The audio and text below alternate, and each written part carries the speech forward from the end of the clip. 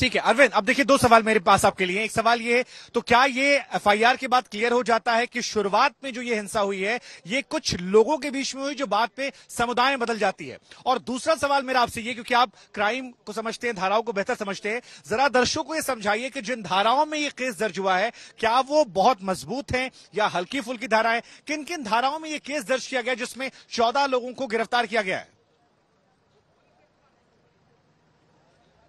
जी देखिए, मैं आपको बिल्कुल बताऊं कि जो एफआईआर दर्ज हुई है उसमें बाकायदा जो 147, 148, 149, 186, 353, 332, 323, 427 और 307 कई संगीन धाराएं हैं। जाहिर सी बात है, जो जिस तरह से यहाँ पर दंगा फैला तो दंगे की धाराएं भी इसमें लगाई गई हैं और अब तक 14 लोगों को गिरफ्तार किया गया है इस पूरे मामले में। एक एफआईआर दर्ज हुई है और आपको बताऊं कि बड़ी खबर जो आ रही है, एक पिस्टल को भी रिकवर किया गया, यानी एक हथियार दिल्ली पुलिस ने रिकवर किया है। जिस तरीके से ये सामने आ रहा था कि बकायदा जो फायरिंग हुई थी दिल्ली पुलिस की तरफ से, तो अब ये सामने आ रहा है कि जो one of the accused who open fire has also been arrested, यानी एक आरोपी जिसने भीड़ की तरफ से फायरिंग की थी उसको भी दिल्ली पुलिस ने गिरफ्तार कर लिया है। उसके पास से पिस्टल भी रिकवर कर लिया। ये बड़ी खबर है अब तक की, क्योंकि एफआईआर में बकायदा दिल्ली पुलिस ने इस बात का खुलासा किया। ये बहुत बड़ी जानकारी आप दे रहे हैं।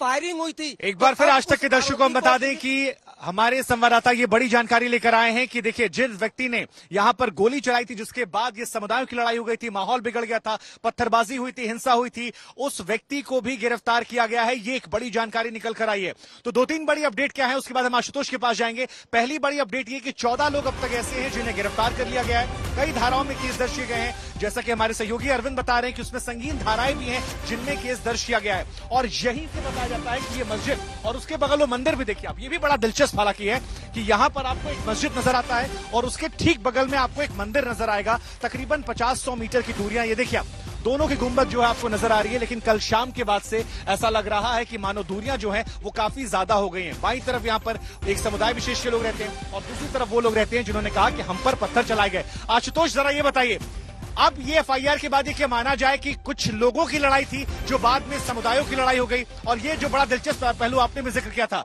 लग रहा है कि मंदिर मस्जिद की खाइयां जो काफी बढ़ गई यहां पर कल शाम के बाद, जैसे जैसे तापमान बढ़ा है। तापमान भी बढ़ा और दोनों देखिए, मंदिर मस्जिद के बीच की दूरी 50 यार्ड से कम है, लेकिन दिलों की दूरियां बढ़ जाती हैं, खासकर जब ऐसे वाकये हो जाते हैं। तो कल शाम से भी जो जानकारी यही थी, प्रोसेशन जब यात्रा गई 2 बार 3 बार 4 बार इसी रास्ते गई, यात्रा जब जाने लगी तो कुछ लोगों के बीच की कहा सुनी थी 2 से 4, 4 से 8 और फिर वो 8 से 800 कैसे हुआ ये किसी को नहीं पता, इसीलिए जांच का विषय है। अब जो धाराएं लगाई गई हैं 147 से लेकर 49 तक, दंगा बलवा, इसमें तो जब ये धाराएं हैं तो जाहिर उसमें एक तो षड्यंत्र की भी 120 की धारा लगाई गई है। तो अब जांच ये होगी। देखिए 14 गिरफ्तारियां, ये 14 पे रुकेंगी नहीं, और भी ज्यादा होंगी, जाहिर है, क्योंकि दंगा बलवा में और बहुत बड़ी संख्या में लोग मौजूद थे।